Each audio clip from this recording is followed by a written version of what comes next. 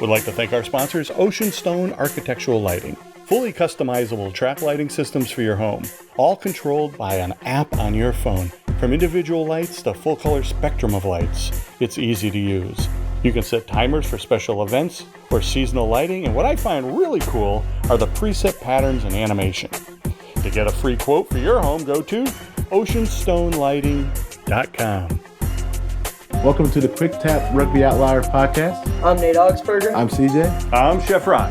The podcast that brings you an elite perspective into MLR rugby. Welcome to another episode of Quick Tap Rugby Outlier Podcast. I'm your host, CJ. As normal, like every week, I'm joined by my co-host, one of, if not the best scrum half in the MLR, a U.S. Eagles in 7s and 15s, and a San Diego Legionnaire, my man Nate Augspurger. What's happening, Nate? All right, Nate. You have me going when you start moving around, brother. Yeah, I know. That was the best intro you've done. Thanks, CJ. I'm trying my best, man. Trying my best. Also joining us, our other co-host, celebrity chef, the host of the Chef Rock Show. World famous celebrity chef. You can see his show streaming on any streaming service platform out there. Host of Chef Rock Show. Chef Rock. What's up? What's up, guys? Chef Rock. How we all doing? What's going on? What's going on? Everybody's doing well? I'm doing good, man. I'm so far so great. good, man. In these heavy COVID times that we live in? Listen, man, I don't I try not to talk about it as much anymore. Good. I try to stay away from it. Every time I turn the news, I watch something or the president saying something. So I get to the point where, then my daughter will text me all this stuff, or my niece will text me all this stuff. And so I'm reading all these little blurbs, and then I get mad, and I turn on the news and say, what did I miss? And I try to watch it. Then I watch it, and I'm like, dude, why don't you guys just leave me alone? But when they don't send me something, I say, what's going on? What's going on? So I am curious, and me too. You got to hear a little. You got to know what's going on. But you got to be in the know. Yeah, but I do want to say that I'm actually working out on a regular basis now. Doing like an hour and a half on the treadmill. I did a 4-mile walk this weekend. I got to lose this poundage, stay healthy. You say working out. So I bought a exercise bike. Oh, and yeah, you mentioned that. And so I started riding, and I've been riding, and I do like the first day. It's no joke. I'm not gonna lie to you. I'm a 390-pound man. The first day I actually was able to do 2 minutes. That's awesome. 2 minutes. That was hey Nate. That wasn't riding the bike. That was taking it out of the box. No, that's riding the bike. So the next day I was able to do 4 minutes, and it turned into this huge fight between me and my wife, because she was watching me and she'd go like, you can't stop. You can't take a 2-minute break and get back on. You got to continue to go. Your heart rate up. And I'm like, who are you? You're a fitness expert? You my coach? Leave me alone. And go. So now I'm up to 15 minutes. I could do 7 minutes and then 8 minutes. And actually take that back. I'm 7 and 7. So today I did 7 and 7. But here's the problem. My butt hurts so bad. I was going to say. Oh, my God, dude. And then my hip. I'm not even joking. The other day, I went to go get in bed. Pointer. I was like, I stopped. I said, what's wrong? I said, oh, baby, there's a cramp in my hip. There's a cramp in my hip. Can you get it upset? Hey, so enough about me, but I am trying. That's good. I am trying. Right, Nate? Hey, how you doing? Nate, how you doing? I can't. Man, I'm good. I have to keep working out, dude. I go crazy. Like, I'm one of those people, when I get up, I got to get something done, and then I kind of get the ball rolling. I get the ball rolling, get the bus going. And so, like, for me, I have, workouts that are scheduled every day. Today's my off day, but I still went to the chiropractor. Like, I go get that done, and now I start feeling like, all right, I'm in my zone, in my mood. But, yeah, man, you gotta stay up with that stuff. And we live I'm trying. We live in a beautiful place where you got the outdoor activities, and plenty of things to do. But, yeah, no, I'm doing great, CJ. I'm hanging in there, just telling Tom and CJ, just trying to take it one day at a time. One day at a time. That's it. There you go. All right, man. So let's bring on our special guest, man. I'm excited, excited to talk to this young man. Me too. Yeah, me too. And it's very fitting, you do 7 minutes on the bike and then another 7 minutes. And that's we have a sevens specialist coming on to the show today. So we have Mr. C-Fly Carlin Isles is going to be joining us. He's the top try scorer for USA. He's got 202. He beat Perry Carlin narrowly to reaching that number. And he also in 2018 was the top try scorer in the entire world. So he's got that to his name. And Carlin actually picked up – what's up, C-Fly? Sorry, I just saw you there, baby. What's good, baby? How you doing? He actually I'm doing great. Show, he actually he picked up the game back in 2012. And so me and Carlin have known each other since then because we both entered into the USA Sevens team at the same time. And I think back then, C-Fly, man, he was like a baby bird. He's out there just trying to learn how to pass and everything. And now, obviously, with the things that he's been able to achieve on the sevens front, man, Carlin, you're an inspiration. You're an inspiration to a lot of people. He's got a massive following, and we're just very lucky to have him on here. So welcome, my brother. Welcome. Here he is. Welcome. Thank you. It was a pleasure. All the way from Austin, Texas. All the way from Austin, Texas. Yes, sir. You're in COVID. So Carlin's probably one of the hardest working dudes that I know. And like, you know, my older brother, I was talking to him, my older brother follows the show, and I was like, oh, we're having Carlin on. And he always, the thing that stuck with my brother is I used to tell him, like, you know, Carlin's always been fast. Because, Carlin, you got a lot of records at your old high school running track. Carlin's always been fast, but I've never been around someone who works so hard at his craft. Like minute details, down to the minute with your workouts, down to the muscle. Carlin has turned himself into an expert of the body for his speed workouts, but also for now, as you can see, in rugby. And so, Carlin, man, I just like applaud to you, hat tip to you. And I just want to know, like, if you could just enlighten some of the people a bit about your journey to get into that expertise level that you have now. Compared to, like, you know, coming up, playing a lot of different sports and ultimately finding yourself in rugby? Yeah, you know, especially when I first started, you know, for me, it's, you know, using my gift to the most. And it's always been that from there to now. But, you know, people and teams and schemes will play you differently. So it's all about developing. And you always want to continue to develop as an athlete and as a man in general. And that's what, you know, when I first started in 2012 to 2020 now, it's been a journey of that. It's been trial and error. It's been tough. You know, it's not easy.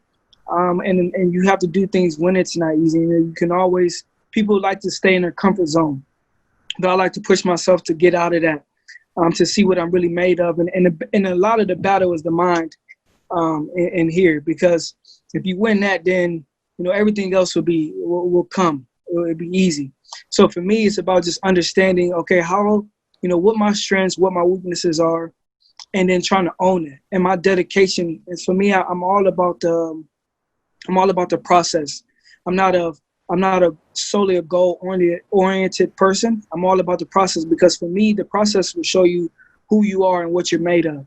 So I like to capitalize and own the process, because regardless of the result, if I put everything into the process, I can live with the result, because the result going to be how it is regardless of anything else. Amen. You know, so for me, my development and my drive and my discipline, my dedication to be the best that I can be every day is what allowed me to have this growth and this hunger to continue to want to get better, continue to want to seek things, so I can be the best that I can be, because I know I haven't got everything out of me.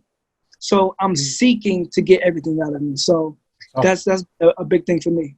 I love that, C-Fly. And I love having you on here, because all these memories come back of when we were on the team together going up to the first Olympics. And Carlin, it was Vancouver, I think. We were in Vancouver, and you were actually running an indoor track meet. And Carlin worked so hard. He'd go in Chula Vista. There's wonderful track athletes set up there along with our rugby setup. And Carlin would go over and run on the track. And he'd run on the track in the mornings, maybe before we have, like, field sessions and stuff. So, Carlin, my question to you is, like, how have you navigated through, like, a strength and conditioning coach, or even, like, you know, a guy like Mike Friday being like, Carlin, maybe it's not that smart to be out there running sprints this morning. You know, we got to do this. Or, like, you know, you cross-train a lot. So recently you were wrestling. You're out there wrestling. It's like, dude, I used to wrestle. I couldn't wrestle right now because I'm scared my body doesn't have the flexibility anymore to do it, but you're out there mixing it up. How do you go around that, man? Because I think a lot of us would like to be able to push ourselves the same way you do, but we don't get the same results. So what's that like? I mean, I've been doing it for so long, and I pay attention to the body, I pay attention to the mind, and I know what I can do. And a lot of it's a little trial and error. Sometimes you got to listen to the body. Sometimes you got to tell yourself, okay, I can push myself a little more here.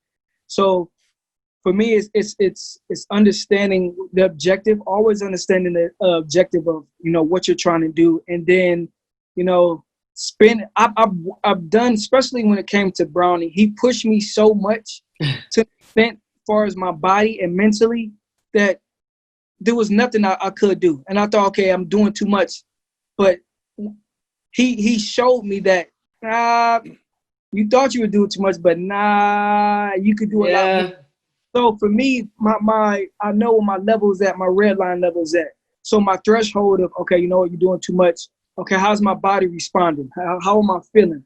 And then conditioning yourself to a way to be able to handle a lot of a workload. Because if you just jump into it, it's going to be a big shock. So I've always stayed on top of my fitness. And then, juggling, I'm wrestling here, I'm doing track here, and I'm like, okay, I know that I've done so much more in the past that, okay, I can handle this. Mm-hmm. But then I'm like, okay, I need to rest here. I need to push myself here. And, it's just being body awareness, and I have good body awareness. Yeah, I think you do. That's a talent of yours for sure. Absolutely. That's amazing. Carlin, did you have that body awareness when you were in high school? Because, you're not quite sure what sport you wanted to play. And I know you played football and ran track, of course. Yeah. And how big were you then? I mean, I know you're about 5'8", 165. That's what your bio says. What were you in high school? What am I, about 172 now? Oh, okay. I was about, probably my senior year, I was like 163 maybe. Oh, okay. Well, that's good size. Yeah, 163, 165 maybe. Bigger than me. So I was 5'8". Freshman year, I was like maybe my sophomore year, I was maybe 160 pushing. But yeah, I've always been, my weight haven't really fluctuated that much, especially going from, 18 and I'm, 30 now. So I've been kind of in a good zone. But I've always been aware of my body, especially when I was young, because I knew what I wanted out of life. I knew what I had to be aware of. Right. And then, injuries happen and stuff like that. And okay, I always had hamstring issues. So then I just start being more aware of the physical part. Okay, this muscle groups will have to be faster, and I always just aware of my body. So it kind of just developed as I got older and older and older and learned from different people. When you're in high school, what was your favorite sport in high school? Man, in high school, I never admit it was track. I always say it was football and track. Right. Which for me, I probably was because I was really good at football, like really, really good. And in track, I was really good too. Yeah. But for me, I always studied track. I always studied it. Yeah. Like I'd be up 3 o'clock in the morning watching track and field videos. Yeah. At one point, my parents was worried about me because I never went on dates. I never talked to girls and stuff. I was like always up at like 2 o'clock, 3 o'clock in the morning. All I do was work out. I'd be before school, I'll race school buses. I didn't go to prom, really? Go to dance. I was always working out. So you had your mom bringing dates to the house to try to set you up. Yeah. She's like, baby, this is Tamika. Yeah. Pick the sport with cheerleaders. You grew up in Massillon. You grew up in Massillon, Ohio, right? Yeah. Uh-huh. One of the best high school football teams is as Massillon High School. I grew up in Ohio myself. I grew up in Ohio myself. I'm from Springfield. And so what's the transition like? You live in Texas. It's a whole different world, man. So I live in Texas. I live in Austin. I mean San Diego majority of the time. I go to San Diego and Austin. I used to live here like permanently when I was running track professionally. So my training group was based here. Okay. So my kids and my old lady here. So I go back and forth between San Diego and Austin. So but I've been jumping around, but it's been good because I get to train with some good elite people, so it keeps my balance and my mind right. Because if not, I'll drive myself crazy. And then, of course, I got San Diego where everything's kind of just made for me there. What do you train at here in San Diego? No, go ahead. What do you train at in San Diego? At the Olympic Training Center. Oh, you do? Yeah, okay. yeah. When me and Nate was teammates, we was there all the time. So I was always trying to get fast like Carlin. Right. People assume because we're in similar size that I was like, oh, Nate, he's super fast. I'm like, I ain't as fast as Carlin is though. Got those big old legs. I'm quick. Got those big old legs. Yeah, but big old legs well, that's make you run faster. That's why I guess I gave up on 7, switched to 15, so I could just be strong and run around. No, I'm joking with you, but I love my time on the 7s with Carlin, and yeah, man. I mean, even just hearing you there, Carlin, talking about, it's a real test to be able to balance knowing your body to that level. I feel like I know my body pretty well, but yeah. Even so, sometimes injuries come up, man, and having the mental capacity to deal with them and come back from them the right way is a skill in itself. Totally. Because even on that bullet point, when I did my ACL and meniscus, and what was that, 2017, and that mentally for me, a lot of people, especially if you're not mentally sharp, if you're not mentally strong, if you don't know your worth and your validation doesn't come from self, a lot of people, like you can see Derrick Rose, it took him a long time to recover from that. Yeah. Gain that confidence. And for me, even in that was almost, it wasn't an eye opener because I kind of know how people were, but people forgot about me. They really did. And one thing for me, I never forgot about me. I knew who I was, my validation, I knew my gift. And that process of going through that and getting out of it, I was already prepared for mentally. So I told myself, and I remember people who would go through things and then they'll never recover. They would never, it would take them, they were never the same. Mm-hmm. But also driven to coming out better than what I was and having the right mindset and the right perspective, and knowing my validation and worth regardless of, if people will shout my name or people forgot about me or not, and people wrote me, it didn't matter to me because I knew my work. And that's one thing I've always known all my life was who I was and what I was capable of doing. So that was all about you in that process. It was all about you in that process, or did you have someone to talk to in that time frame? But the thing is, the mind here can trick you, and if you're not sharp and know how to direct this, you're in a world of trouble. You're in the world of trouble. Yeah. Did you lose a step after those injuries? No, I didn't lose a step. I got you faster. Got it right back. Oh, got it right back. Good for you. I was determined. Right? I was determined. I was like, I can't go backwards. I can't. But good for you, man. Hey, Carlin, like you said, up here.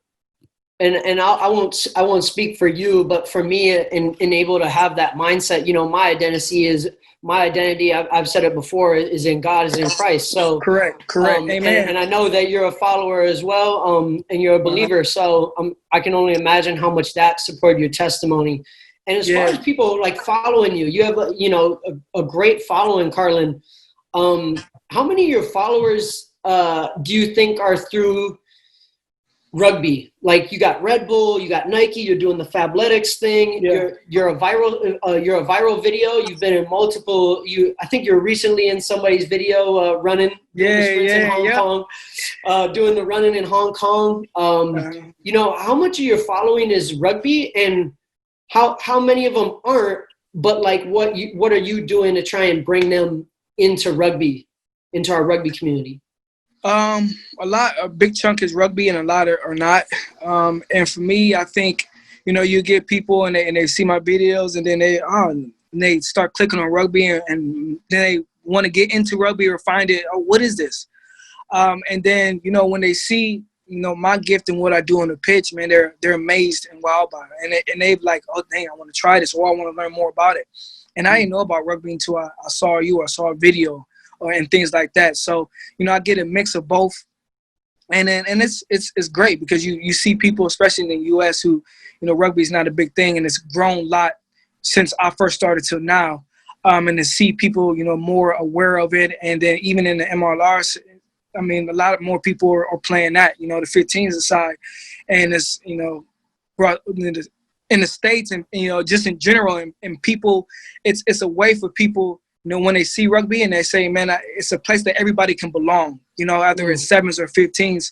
And the attraction of it, it's tough, and, for me, and what I've, done in my career and the people that I've brought and the following, they just love it, man. A lot of people haven't seen it, but as soon as they follow me or they see it, they want to know more about it. So do you think you could, so track and field is a typically African American sport, especially in the States, and then, baseball was a sport blacks were playing for a long time. And you don't see really hardly any African Americans playing baseball anymore. So, baseball is trying to get this initiative to try to bring in more minority players at the youth level to get them to the next level. Do you feel is it an obligation for you to try to expand to the minority groups to say, hey, come and try rugby? Because a lot of these kids see the NFL, they ain't gonna make it to the NFL, but they may have a shot at rugby. Now, Nate showed me rugby is more disciplined than the NFL. So, but I'm saying to you, do you kind of want to reach out to young minorities and try to encourage them to play rugby? Yeah, of course. I mean, to reach out to young minorities, I mean, it's key because a lot of people, they're so set on one thing. It's either Olympics or NBA. You know what I'm saying? But there's other avenues, just like me. There's another avenue to get to the objective, the destination where you want to go. If you want to go to the Olympics, if you want to, travel the world, if you want to be a professional athlete, there's not just these, it's not just the silver dollar ones that everybody tend to go to. But there's another way that you can be able to express yourself and use your gift. For God's glory, whatever you want to use it for. And for me, if I did not listen to and know my path, for me, this is what God put me at. And it opened so many more opportunities and doors for me. But if I was just if my eyes are only stuck on track or the NFL in which I was able to do that through rugby, or then I wouldn't be where I'm at today. I opened so much more doors than if I just would have stuck to one thing, it might have just nothing ever would have happened, Right. So this pathway for me, especially rugby, has opened up so much more than I think just people realize even football and basketball could do, because this is worldwide. This is so many more connections that you'll be able to connect to people, traveling, culture, learning. There's so much more opportunity, to be honest, in rugby, as far as the growth of a person and just what you can experience than just football alone. Oh, you're right. And I just by it's crazy. Just by meeting Nate, we're into this podcast doing rugby. Now, I've never been now, honestly, until I met Nate, I just probably didn't even know how to spell rugby. You know what I'm saying? So I'll just be honest with you. And then he introduced us to the sport. He introduced us. We went and seen it live. Right. And he said, "Wow, this is exciting." But again, then it's expanding my eyes in terms of how I see everything, how I see sports and how I see the world and opportunities that are involved in it. So I definitely, like people like yourself, I hope that you can definitely encourage young African Americans to actually play rugby. Naya on Fire was on our podcast, and she said the same thing. And she young African American girls who are very fast, super fast track athletes, but once their track career is over, it's over. You know what I'm saying? What do they do? Maybe they get an endorsement deal or TV or something, but most of them, they end up getting married and go home, so they can play rugby and extend themselves and make a living at it. So, I'm super excited with the doors open for minorities and African Americans, and plus rugby in general in America. You know what I'm saying? So I'm hoping, I'm proud of what you're doing. Thank you, man. Carlin, I got a question for you and a story. Yeah. Of course, listen, Carlin. So this is going to go story time with Chef Rock. So this is Chef Rock Stories. This is the time what we call the Chef Rock Stories section. Okay. Bloody nose. No. Match. This one's actually pretty funny. So it has to do with the NFL. I know in 2013 you tried out, and I guess the Lions picked you up and they put you on like a AAA team or their practice squad. Practice squad. What made you go in after you already started rugby in 2012 to try out for NFL? So I was at a break that time, and I was like, you know what? I always wanted, I just wanted to go there and run fast and, show them that, I was just fast. You know what I mean? I can, So I went up there, and then, because my agent hit me up, and I went up there. I ran a fast 40. They only let me run one time, but I was trying to go 4-1. So I only went 4.22, but I knew if I won the second game, I'd go 4-1. I went out there. I showed them what I could do. I ran fast, and they wanted to sign me the next day. I just wanted to go out there and show them I was fast, really. Right. That's it. And they wanted to sign me the next day, and then I signed. Boom. And then I was supposed to go back the following season, and then I'm just like, you know what? What is my purpose? Why am I chasing something that's, because, it's everybody say the NFL, or am I realizing, this is what God wanted to be, and I made a name for myself in rugby, and I've inspired so many people around the world, and I had to check myself because I'm like, if I chase the wrong things, then I don't think it'll go well. Right. But I had to know my place, so I end up sticking with rugby instead of going back. So, and I'm glad I did too. Yeah. I'm glad I did. That's good. Good for you. Me too. Well, here's my NFL story. So, we knew it was coming. So, back in the day in high school, I used to play football, and I wrestled, and I also ran track. I was pretty fast. I did like a 10-900. Okay. Back my sophomore year, before I got a little bigger. So I was at the NFL experience with my son Giovanni when he was really small, and they had this track set up at the NFL experience where you could sprint, and all the kids the kids are lining up, and I'm going, man. Oops, sorry. I'm talking like an Italian, and I knocked all the stuff out of my ears. So I said, I'm looking at all the dads, and I go, y'all want to go? So we line up. Yeah. And we're doing a 100-yard dash. And I'm like 265 right now.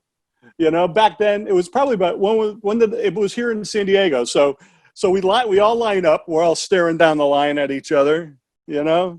They blow the gun. Boom. We run. I'm powering down the track. I'm feeling good. I'm ahead of everybody. I turn and look, and my hamstring just collapses. Boom. And I went right to the ground face first. I did a tumble, and then I shot across the line. I still had to win. And then I got up, and I was going, oh, wow, that was fun. Oh, good. And I'm like, holy shit, get me to a hospital. Excuse my language. Get me to a hospital. I think I ripped my hamstring. My son's going, Dad, what happened? Nothing. I meant to do that. The only problem he left out of that story, it wasn't dad's lined up against him. It was 5-year-olds. No, they were seven. A Taurus hamstring tried to beat little kids. Yes. And they were all girls too, by the way. Hey, you got to be careful, CJ, because I've never seen Carlin let anybody beat him in a race either. No, I don't think so. Carlin, I'm serious. I watched some videos. Serious. Carlin will race some little kids at a camp, and Carlin doesn't hold back. That's right. No false hope. That's what I say. No false hope. Hey, that's what you call it? Yeah. Hey, false hope. Guys like Carlin are dangerous when it's like friendly competition things, because you know what? Like, Carlin doesn't know how to not have something to prove, kind of, C-Fly. Like, that's your competitive. Yeah, so it's funny, back before the Olympics, a guy on our team, Andrew Duratalo, was acting as Don King, and I was Manny Pacquiao, and Carlin was Floyd Mayweather. And we were in Japan, and we put some gloves on because we were, on the tour, you go to different gyms. Right. You go to different gyms, different training setups. Right. Sometimes a club hosts you. It's cool. You get to see a lot of different things. And we were in Japan, and there were some gloves in there, and we put them on. And there's actually video of it. And, me and Carlin just mess around. I'm like, I've done a few boxing classes recently for cross training. And I'm like, oh, my gosh, look at my stance in the video. I look so bad.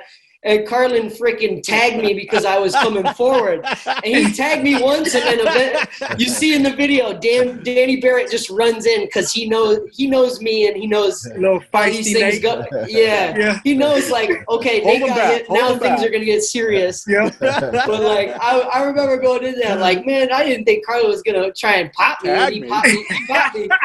He popped me a little one. I was like, "Ooh, okay." He's like, "Okay." After I was like, "Come on, ring it up for round 2." Nate was ready to go after that. I was woken up. Man, we used to have some fun on those tours. Hey, we met.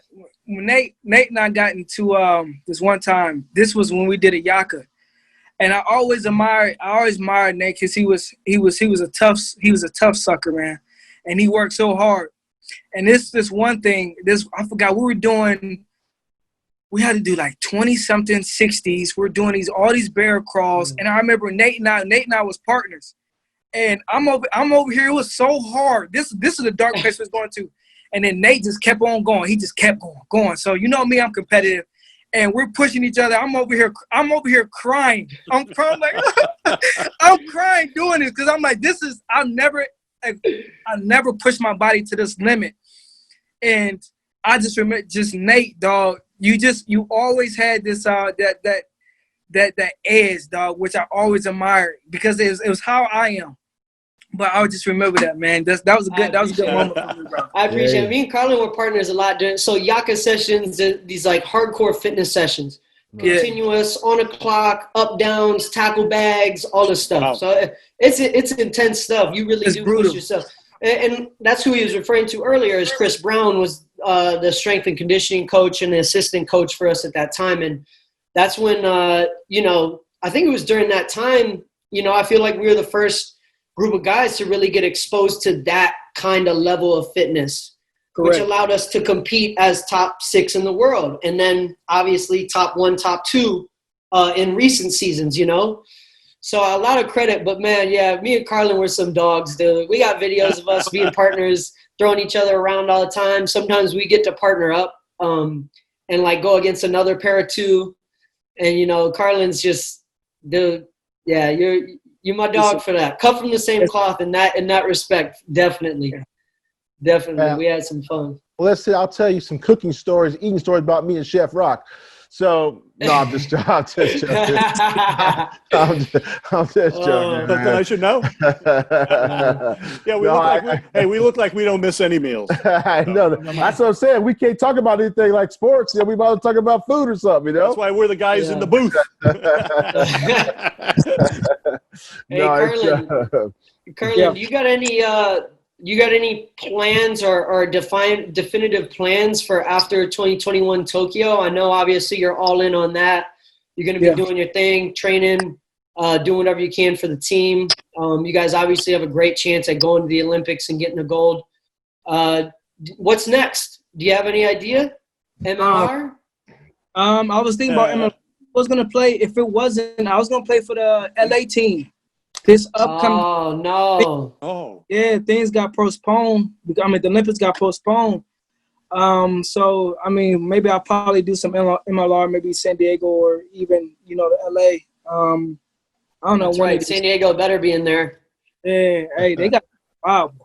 Let me put you into some space. We're stacked. Carlin's a cheat code in sevens, guys. Like, if he gets enough space, he's out. It's game over, and everybody on the circuit knows it. Though, Carlin played 15s. How about Glasgow? So Glasgow is a professional team over in Scotland. They play in a very, very good professional competition out there. Carlin, you were out there for a month, 2 months? Oh, it's for like 6 months. 6 months, sorry. 6 months? In Glasgow, how was that experience? Right? Like, yeah, Glasgow and Scotland. How was that experience, and do you think that's kind of something that you'll be able to revert back to if you decide to maybe play some 15s when you're done with your sevens legacy? Yeah, I think so. That experience was a great experience, man. And those people in Scotland, man, they really make the sport of rugby, man. They're some great humans. But I learned a lot. I ended up playing for London Scottish as well in England. I moved over there and I got loaned over there. But the 15 game is definitely different, technical-wise, and not enough space. But at the same time, if you got the right players and the right people who know how to put you away, then it's whatever. But I do like it. I'm not as tired as I am in sevens. That's all you do is run for which is a good thing. So, Carlin, you're an explosive dude, though, man. Like I know you shift weight in the gym and stuff like that. I don't doubt that you could run through some arm tackles, dude, and make some magic happen. I don't doubt it one bit. You got to come to San Diego, bro. Exactly. You got to come here. Don't go nowhere else. I love that, man. Hey, Carlin, that'd be great. When you were in Glasgow, did you need a translator? Oh man, I'll be like, what you say? They some of them got heavy accents, man. Heavy accents. They do. Yeah, I worked with a guy from Glasgow, and especially when he drank, and I was like, just cold to win. And I'm like, what'd you say? Yeah, you definitely got to have 3 years. Hey, give us beautiful place, though. If you had some advice to give to young people right now in this day and age, midst of COVID, the midst of the way the world's going politically, the Black Lives Matter movement? What would you give some advice to young people, not just African Americans, but just in general to young people? And if you want to speak directly to African American people, do that as well. But I definitely want to hear your message and get it out there. You know, you have a big following, so. Yeah, for me, my message is one, you know, of course, be kind and love each other. Right. Don't be bitter. You know, learn how to forgive, but I mean, depending on if people do you wrong, you don't got to forgive, but you don't want to be bitter in the heart because you'll end up more hurt than they are. Two, own yourself, own your own journey. Too many people worried about everybody else, what somebody else doing, what somebody ain't doing. And you got to fight your own battles. Own your journey, man. The journey is everything. You know who you are, what your worth is. You know, God will show you that, but know your worth and your validation doesn't come from nobody else but you. And God, and for me, just continue to learn, continue to grow. Character is everything. If you lose your character, you know, it doesn't matter what you gain. Before you know it, it'll start crumbling down. But amidst of everything, man, find a way. There's always a way, and there's no excuses. You can't be. A lot of people will try to find excuses to validate where they're at in their life, but there's always a way. And as long as there's a glimpse or there's a little light, trust me, you can make it as big as you want. So whatever you do, man, just keep your eye on the objective and not the emotion, because people get caught up in the emotion, and before you know it, you'll be sitting on the side of the road longer than you needed to at a rest stop. That's why it's important to always keep the objective over any emotional issue that you have to deal with, anything. Because if not, you'll lose sight of what you're trying to do and what you're trying to accomplish. Amen. And that's very important. That's awesome, man. That's awesome. Woo. I like that. Love it, C-Fly. I love it when you get in that mode, C-Fly. I love it, man. I like it, man. He's a special dude. This is a special dude right definitely. Here. Oh, and I watch the videos besides being fast. I mean, you're a great guy. Great podcast I got going on, man. Well, we appreciate it, man. We appreciate it. We learning, and we got, you know, it's interesting. We get young people send us messages all the time that we inspire them, especially Nate. So we'll probably get some people doing the same thing as how much you inspire them. So that's why we want to put that message out there for you to speak directly to people, because you know it's important, right? Especially right now, it's very, very important to send a positive message and your true belief. Fake, you know what I'm saying? That's why I felt you were genuine and genuine comments, and those comments are important. So we'll let Nate have his last word, and then we'll do what we do normally, is a quick tap out, and then we'll talk a little bit afterwards. But go ahead, Nate. Yeah, just Carlin, I appreciate you just being a convicted person. You know, it's something everybody can learn. Everybody can learn to do. And, man, I just wish you all the blessings as you continue through the rest of the time leading up to assembling with the Sevens team and going to 2021, going to Tokyo, and winning us a gold medal, making us proud. So just thank you for being an inspiration. Truly appreciate you. And, yeah, man, just can't wait to see you out floating around in San Diego. We'll have to get up soon, all right? For sure. I'm going to come watch you tear it up on the field, bro. Hey, appreciate that. That's right. We'll get you some Legion gear. Come on, baby. You gotta come on, Carlin. There we go. Carlin, when you come back down here to San Diego, I will not race you. Good decision. Unless I'm in the car, you want to. Hey, if you bring out someone to racing that's about 5 or 7 years old, he'll take that bet. You know what I'm saying? He'll take him on. I will win. He'll take him on. Hey, Carlin, man, quick tap out, man. Thank you very much. Quick tap out. Thanks, guys. Thank you, Sports Outlier. Appreciate you. Thank you, man. Yeah, appreciate you.